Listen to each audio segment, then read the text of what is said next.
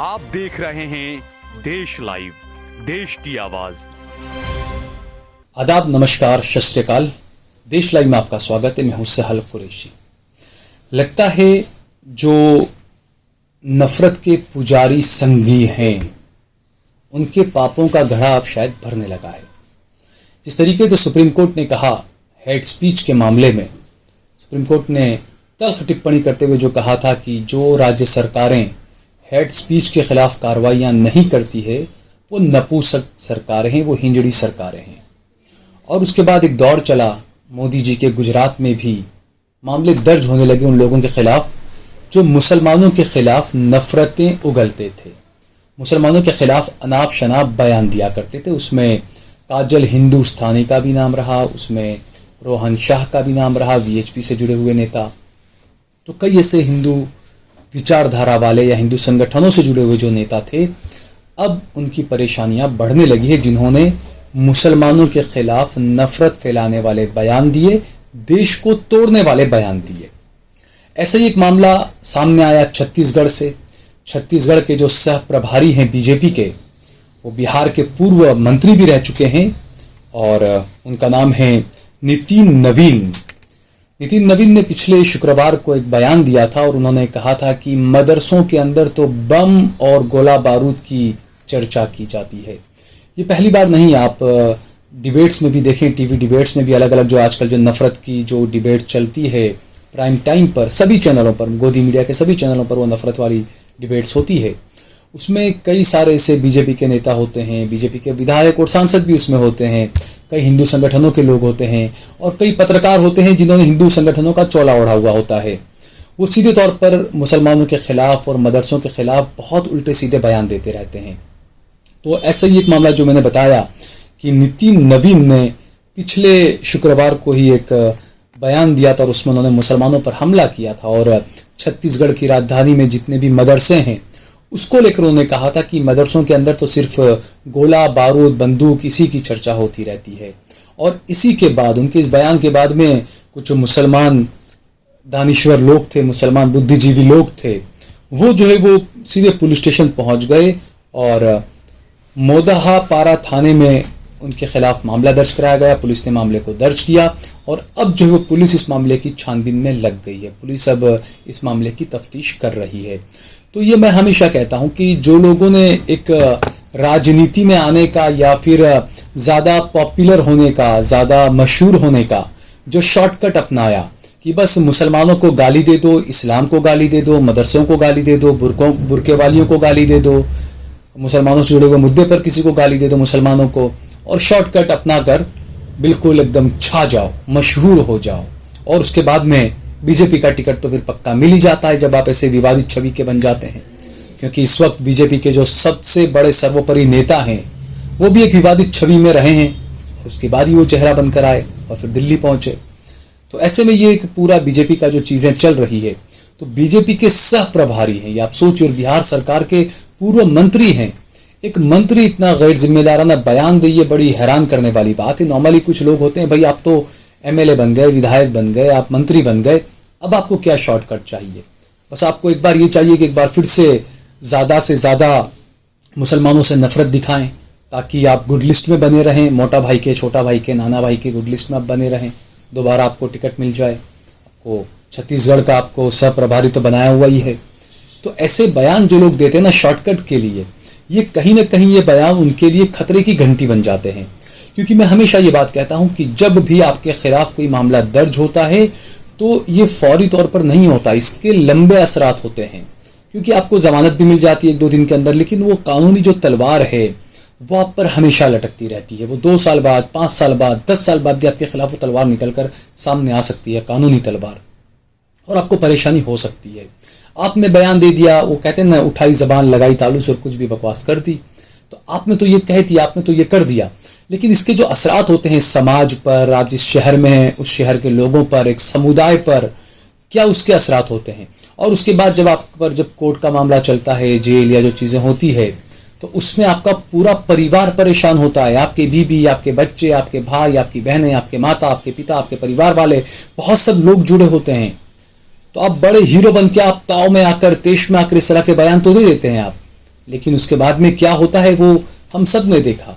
कई दंगों में हमने देखा कि जो दंगाई थे पोस्टर बॉय बने घूमते थे, एक हाथ में त्रिशूल होता था, एक हाथ में भगवा झंडा या तलवार होती थी, दंगे में आगे रहते थे। गुजरात दंगों में भी हमने देखा ये, लेकिन आज भी वो जूता सिलाई का ही काम कर रहे हैं।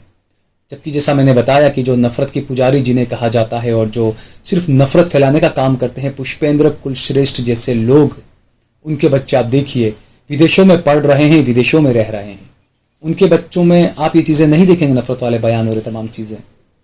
तो ये जो चीज़ें हैं दोस्तों, इस बारे में सभी को समझना चाहिए कि ये वो तलवार है जो आप पर हमेशा लटकती रहती है। एक बार जब मामला दर्ज हो गया तो 5 साल बाद, 10 साल बाद, क्योंकि आप ये देखिए जो राजनीति को लेकर जो एक दूसरे का बदला लेने की जो भावना होती है, बदले की भावना से जो राजनीति की जाती है, वो भी देश में देखी गई। दूसरा आप संजीव भट्ट को देखिए, आईपीएस अधिकारी थे, 25-30 साल पुराना कुछ उनका एक केस था और मामूली सा कोई केस था वो, लेकिन उसके अंदर उनको उम्र कैद की सजा सुनाई गई 20 साल 25 साल के बाद। तो ये जो कानूनी तलवार है ये लटकती रहती है। सरकारें जो होती है वो परमानेंट नहीं होती है। आज आप कहें कि हिंदू राष्ट्र की सरकार है, हिंदू चेहरा है, ये हैं, कितनी उम्र होगी मोदी जी, कितना राज करेंगे और उनकी ईश्वर ने कितनी उम्र है। हम तो कहते हैं उनकी आयु लंबी हो, लेकिन परमानेंट तो कुछ भी नहीं है ना इस दुनिया के अंदर। सिकंदर भी आया था पूरी दुनिया पर राज करने के लिए, लेकिन क्या हुआ सबने देखा। तो जो सरकारें होती है वो परमानेंट नहीं रहती है, 5 साल 10 साल 15 साल, उसके बाद तो सरकार को जाना है, कोई नई सरकार आएगी और यही तमाम केस आपको निकाल कर अंदर ठूस दिए जाएंगे आप। और इसी तरीके से एक बड़ा जबरदस्त एक डाटा आया है कर्नाटक से कि 2004 से लेकर कर्नाटक के 1135 सांसदों और विधायकों के खिलाफ आपराधिक मामले दर्ज हैं। आप सोचिए, रिपोर्ट आई है कि 2004 से लेकर 2023 तक 1000 से ज्यादा 1135 सांसद और विधायकों के खिलाफ आपराधिक मामले दर्ज हैं। और इसमें बताया जा रहा है सबसे ज्यादा 20% से ज्यादा बीजेपी के सांसद और विधायक हैं जिनके खिलाफ ये आपराधिक मामले दर्ज हैं। और मैं तो ये भी कहूंगा कि जो छत्तीसगढ़ का जो मामला है, बीजेपी के जो नेता के सामने ये जो मामला दर्ज कराया, पुलिस उसकी छानबीन कर रही थी कि उन्होंने मदरसों के खिलाफ बयान दिया था।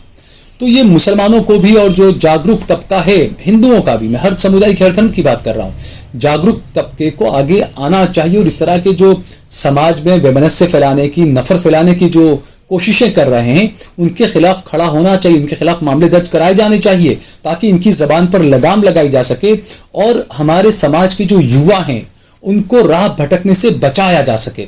इस बारे में हम सभी को सोचना चाहिए।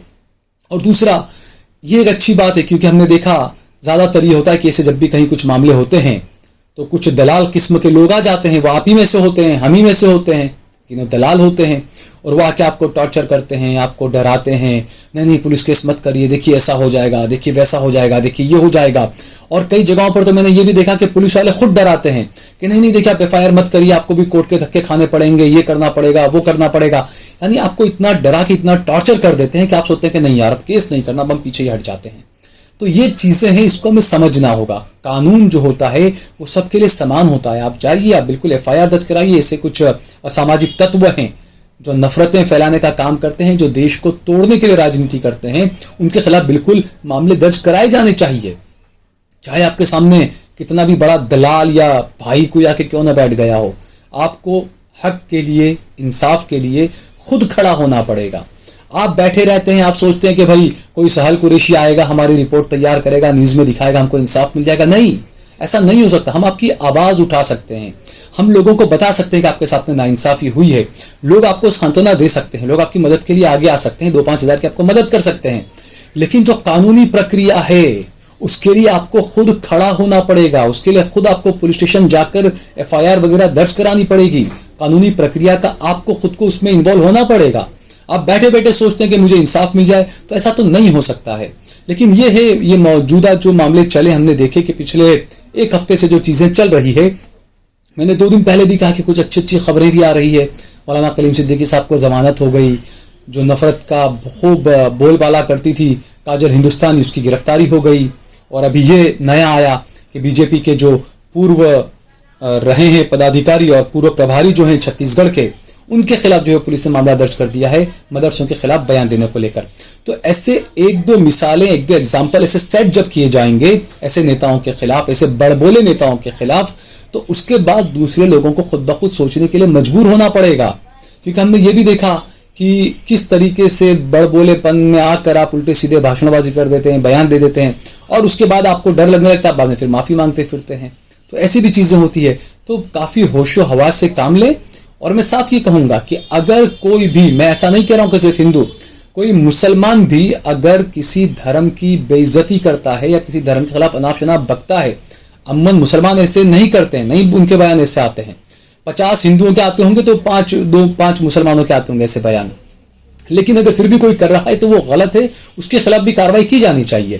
तो इसीलिए मैं कहता हूं कि वो वक्त जरूर आएगा कि समाज के अंदर जो भगवा के साए के अंदर इस तरह की नफरत फैला रहे हैं, उन सबको उनके खुद के साथ ही एक मर्तबा बेनकाब करेंगे।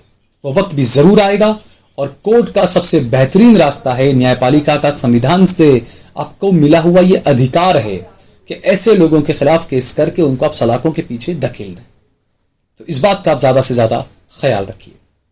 अगर आपको ये वीडियो पसंद आया हो तो इस पर कमेंट करिए, इसे लाइक करिए, इसे ज़्यादा से ज़्यादा शेयर करिए। और अगर आपने हमारे चैनल देश लाइव सब्सक्राइब न किया हो तो हमारे चैनल को ज़रूर सब्सक्राइब करिए।